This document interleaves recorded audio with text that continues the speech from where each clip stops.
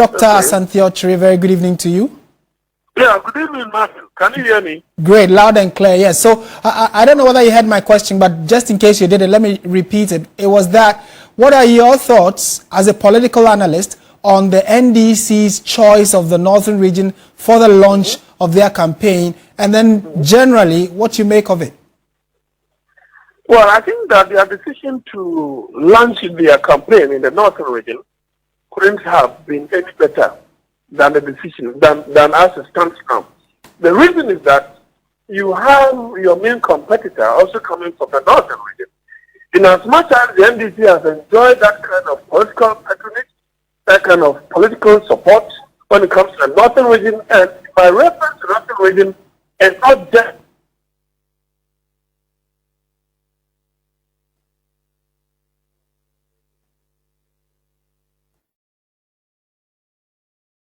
like that. And how do we also find out if indeed the solid base that is the Northern region is the party? And so that's the more reason why I believe they took that particular decision. And that decision has really inured to the advantage of the NDC, because based upon the patronage, I think that you cannot take anything away from those who decided that the campaign launch should take place in the Northern region, especially Tamale. Right. The former president and the flag bearer of the NDC, John Mahama, touched on a number of promises, and one other key issue he raised was the fact that the party intends to police the ballot, and even advised the party supporters who will be turning up to vote to actually wait after voting to ensure that the returning officers paste the pink sheets on the walls around where the voting, the collation will be done. Is that a feasible idea? Is that a right idea? We have other people there who've been tasked to do that. Why would you ask people to stay around the voting center or the collation center to monitor activities? Yeah, Mr. Martin, it is said that once bitten, twice shy. And I was equally worried about the way and manner he was harping on something or that particular due. Now, the point is that many or most of these, the electorate who gave their vote to the NPC in 2020 elections blamed Mr. Mahama and his cohort. Why? Because they were not able to police. They were not able to police their ballot. And so it is as if it is now like a kind of albatross around their neck. So how do they re-energize the grassroots? How do they let them appreciate the fact that this time around they are going to police and ensure that they securitize your vote? That is very important. That in itself, because there are so many people who may have the view that, look, this particular person, if I go and vote for him or her, is not going to win. But this one, if I go and vote for him or her, most likely my vote will count. It is very, very important, because if you have a situation where the sitting president appears not to be more of a statesman or not to behave in a statesmanly manner, that is, it doesn't matter whether your party is going to win or lose. Now you are going out as a statesman. Right. Therefore, I'm supposed to ensure that the country is in peace. And in terms of security, it is spot on. But you have a president that appears to suggest that he is not ready to hand over to somebody who is defeated twice or so. Okay. Which in itself is uncalled for. But the decision of Ghanaians, if they say it is being status where it should stay. And so I am tempted to believe that they seem to have that kind of intelligence that suggests that, look, we want a situation where our election, right, our ballot will be protected. Okay, Doc, maybe my last question, then you take leave of us. It will be that we saw the turnout of the supporters, quite massive. Some have described it. Same thing was in terms of the numbers when Dr. Matthew Opoku Prempeh was also unveiled by the NPP. How does the NDC translate these numbers into votes on December 7th? Do you get the sense that the speakers and the flag bearer, for that matter, have been able to drive a message into the hearts and minds of these supporters to go out and campaign for the party? Well, if you listen to the flag bearer, he suggested that they are going to do door to door, they're going to do street by street, they're going to enter people's houses and then send the message of the NDC. He wants us to believe that he's promising, or all promises that he's giving today, the number, the sheer number that we saw today, and this is a party in opposition, to silver down the spine of the party in government. You cannot take that thing away from them because they are party in opposition. And once a party in government that has its support base, a little more of them being affected, what that means is that you will have to buy.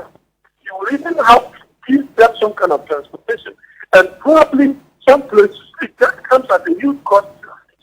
And so to have a number such as this showing up in that particular place, and a similar one showing up in Kumasi, which happens to be the stronghold of the NPP, it can never be the same.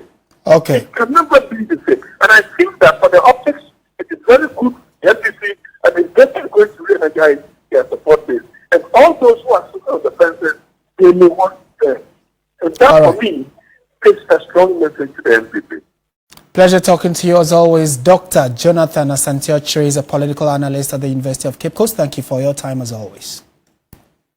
Meanwhile, chairman of the NDC has also called on President Nana Akufo-Addo to hand over power peacefully if the NDC is declared victorious.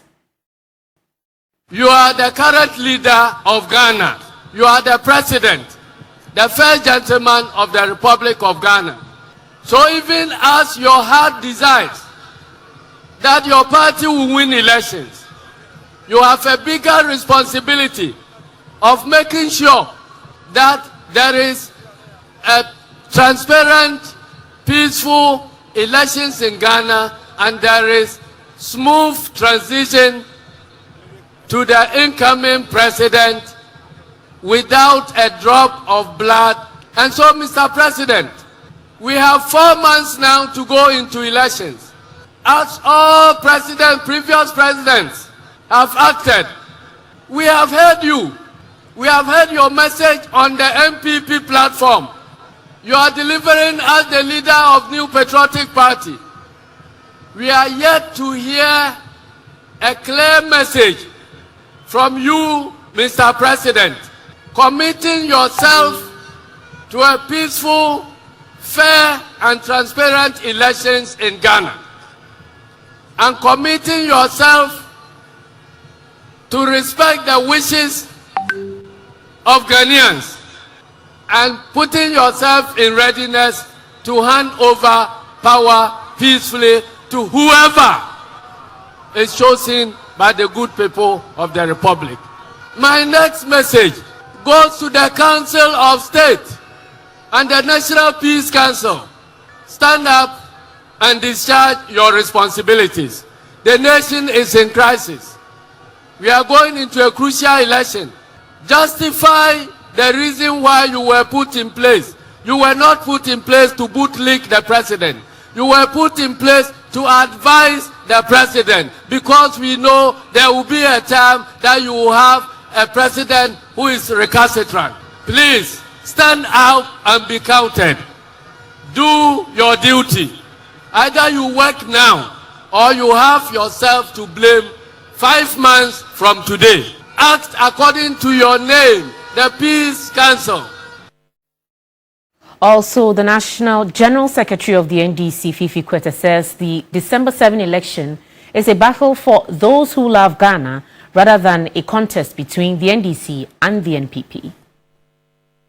Millions of you listening to us love this beautiful country. Therefore, I want to make a call to you. December 7 is not a battle between the NDC and the MPP. No.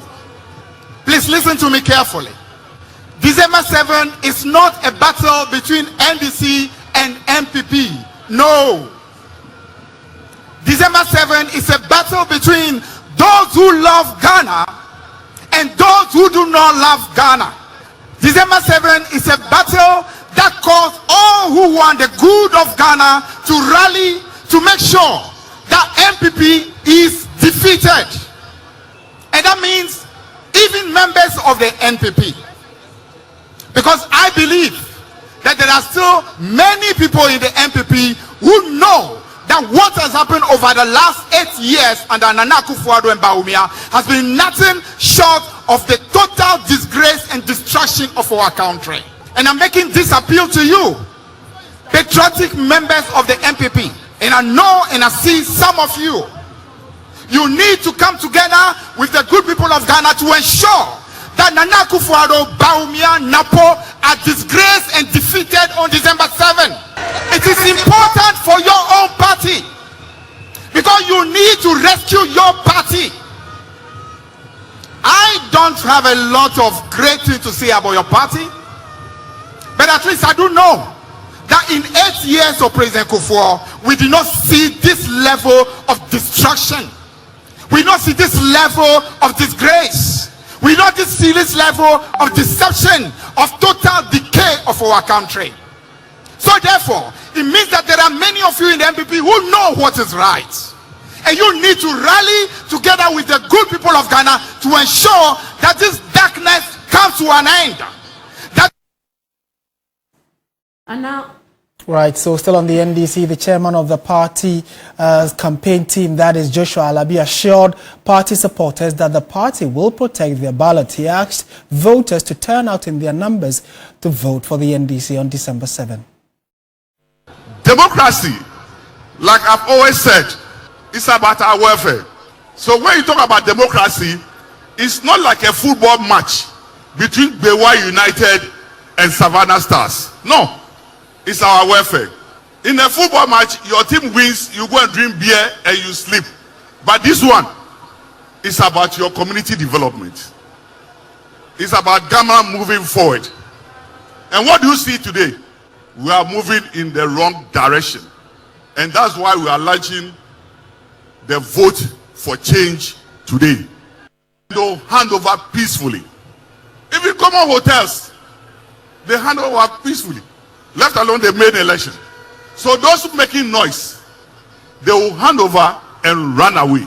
And we are showing everybody here, we are going to protect your vote. So go and vote. Be very confident, go and vote, and we shall protect the vote. We are going to protect the vote. We are going to protect the vote. And I assure you, nobody should move out of the place. After we vote, we will be there. Why is John Mahama coming back?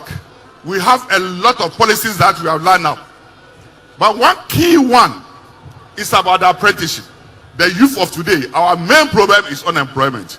But you see, not all of us would like to go to university. Not all of us have the talents to go to university. But some of us have the talents to do other things.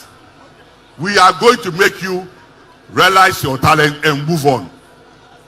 So it's essence your mama is going to pump in a lot of resources towards the apprenticeship. And after you finish, we will give you the resources to start. And this is how other countries develop.